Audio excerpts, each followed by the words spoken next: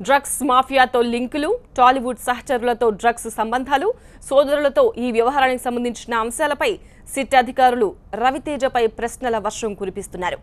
3.5 గంటల నుంచి ఏకధాటిగా ఈటెల్లాంటి ప్రశ్నలు సంధిస్తున్నారు సిట్ అధికారులు. బలమైన ఆధారాలు చూపించడంతో రవితేజ ఊకొడుతున్నారా లేక ఉలిక్కి పడుతున్నారా? సిట్ ఆఫీస్లో అసలేం జరుగుతోంది? కాల్విన్ జీషాన్తో ఎన్నాళ్లుగా పరిచయం ఉంది? వీరిద్దరితో ఎలాంటి రిలేషన్ ఉంది? ఈవెంట్లు, ఆడియో ఫంక్షన్లలో కాల్విన్తో మీకు పనేంటి? డ్రగ్స్ మీరొక్కరే తీసుకునేవారా? మీకు సహచరులెవరు? ఇటువంటి ప్రశ్నలు సిట్ లిస్ట్లో ఉన్నాయి. అలాగే పూరితో విదేశాల్లో ఎక్కడెక్కడికి వెళ్లేవారు? షూటింగ్ లేని సమయాల్లో గోవా, బ్యాంకాక్లో ఎలాంటి పార్టీలు చేసుకునేవారు? పూరి ద్వారానే ముమైత్, చార్మి పరిచయం అయ్యారా? మీ సోదరులతో డ్రగ్స్ రిలేషన్ ఉందా? భరత్ మీకోసమే డ్రగ్స్ సప్లయర్గా అవతారం ఎత్తాడన్నది నిజమేనా? రఘుకు ఇంటర్నేషనల్ డ్రగ్ మాఫియాతో లింక్స్ కొనసాగుతున్నాయా? 7 ఏళ్ల క్రితం అరెస్టును మీరు తప్పించుకున్నారా అంటూ రవితేజను సిట్ బృందం ప్రశ్నిస్తోంది.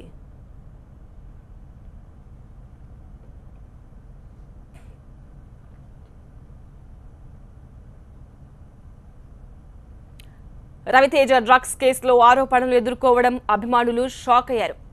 తమ హీరో చాలా మంచోడంటున్నారు. సిట్ కార్యాలయం దగ్గరకు వచ్చిన రవితేజ అభిమానులు డ్రగ్స్ కేసు నుంచి బయటపడతాడని ఆశాభావం వ్యక్తం చేస్తున్నారు.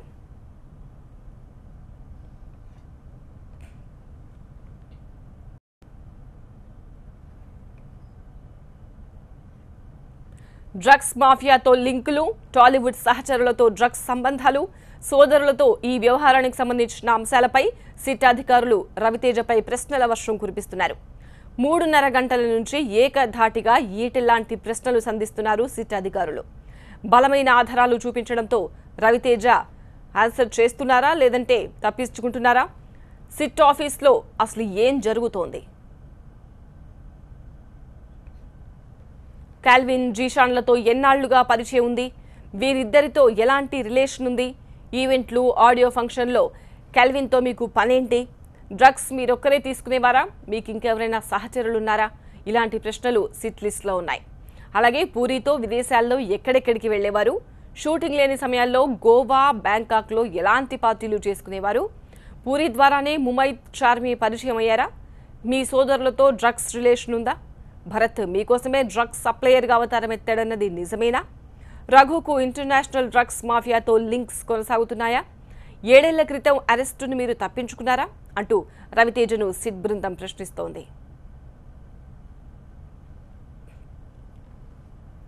రవితేజ డ్రగ్స్ కేసులో ఆరోపణలు ఎదుర్కోవడంతో అభిమానులు షాక్ అయ్యారు. తమ హీరో చాలా మంచోడంటున్నారు. సిట్ కార్యాలయం దగ్గరకు వచ్చిన రవితేజ అభిమానులు డ్రగ్స్ కేసు నుంచి రవితేజ బయటపడతాడని ఆశాభావం వ్యక్తం చేస్తున్నారు.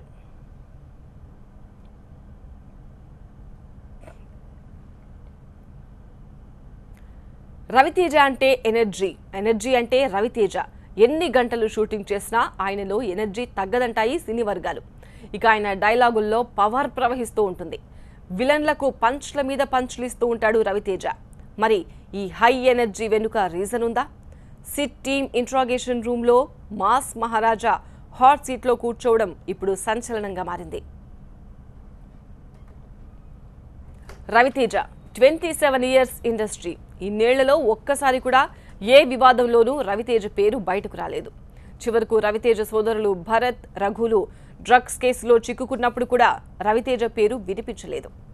ఒకవైపు వరుస ఫ్లాప్లు, మరోవైపు సోదరుడు భరత్ మరణం, ఇంకోవైపు డ్రగ్స్ కేసులో నిందితులతో ప్రత్యక్ష సంబంధం ఉందని సిట్ ఆరోపించడం, ఇలా రవితేజ కెరీర్లోనే అతిపెద్ద సవాల్ను ఎదుర్కొంటున్నాడు. మరి నిప్పులా బయటపడతాడా లేక తన నిజాయితీని నిరూపించుకుంటూ టచ్ చేసి చూడు అని ఎదురు సవాల్ విసురుతాడా అన్న ఆసక్తి ప్రేక్షకుల్లో నెలకొంది. సైడ్ ఎఫెక్ట్స్ ఉంటాయి.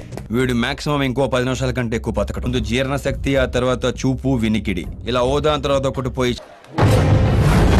వంతులేసుకొని పోటాపోటీగా చేయడానికి ఆ బడాగాడు నువ్వు చేసేది సమాజ సేవ కాదు. జనాల్ని బాధ పెట్టకండి, తప్పు మానేయ్. తొందరలో ఆ బడాగాడు కూడా మానేస్తున్నాడు. ఇలాంటివన్నీ ఆపేయండి. हमारा एरिया में आके मेरे को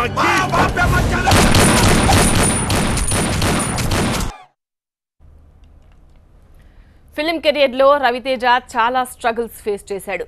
పూరి జగన్నాథ్, రవితేజల కెరియర్ దాదాపుగా ఒకే సమయంలో టేక్ ఆఫ్ అయ్యాయి.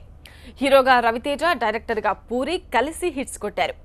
ఇట్లు శ్రావణి సుబ్రహ్మణ్యం, ఇడియట్, అమ్మ నాన్న ఓ తమిళమ్మాయి, నేనింతే, దేవుడు చేసిన మనుషులు వంటి హిట్స్ కొట్టారు పూరి, రవితేజ. మాస్ మహారాజాకి స్టార్ డైరెక్టర్తో ఫ్రెండ్షిప్ బలంగా ఉంది. ఈ బలమైన బంధమే మత్తు బంధానికి కూడా దారితీసిందా అన్న ఊహాగానాలు వినిపిస్తున్నాయి. సాధారణంగా నాకు ఎవరి మీద చేయాల్సిన అవసరం రాదు.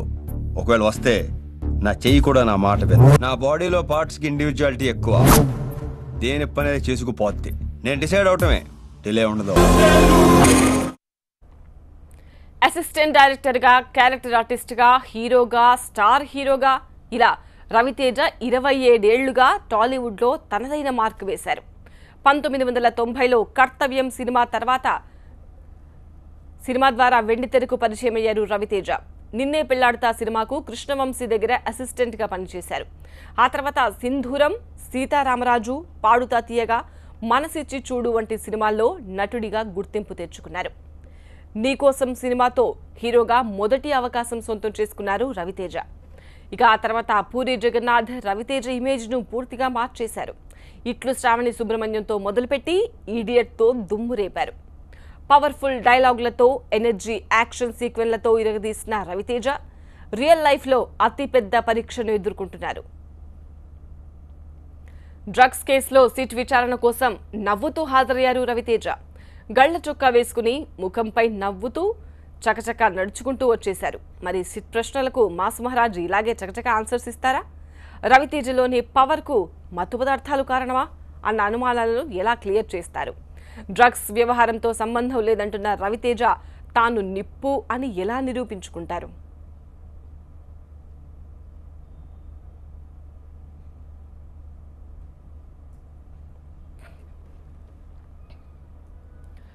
తన బిడ్డ ఏ తప్పు చేయలేదని రవితేజ తల్లి చెబుతున్నారు.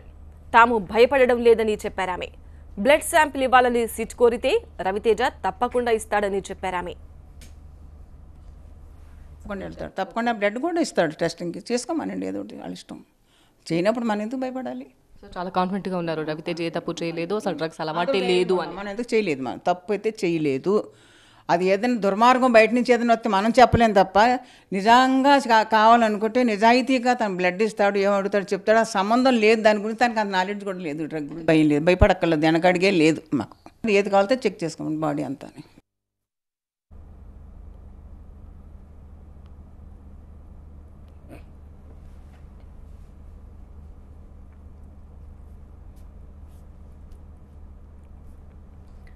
ఇప్పటికే డ్రగ్స్ కేసులో 8 మంది సినీ ప్రముఖులను విచారించారు సిట్ అధికారులు.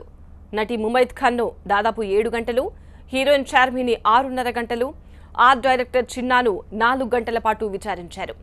నవదీప్ను 11 గంటలు, హీరో తరుణ్ను 13 గంటలు, నటుడు సుబ్బరాజును 13 గంటలు విచారించారు. శ్యామ్ కే నాయుడిని 6 గంటలు, డైరెక్టర్ పూరి జగన్నాథ్ను 11 గంటలు విచారించారు.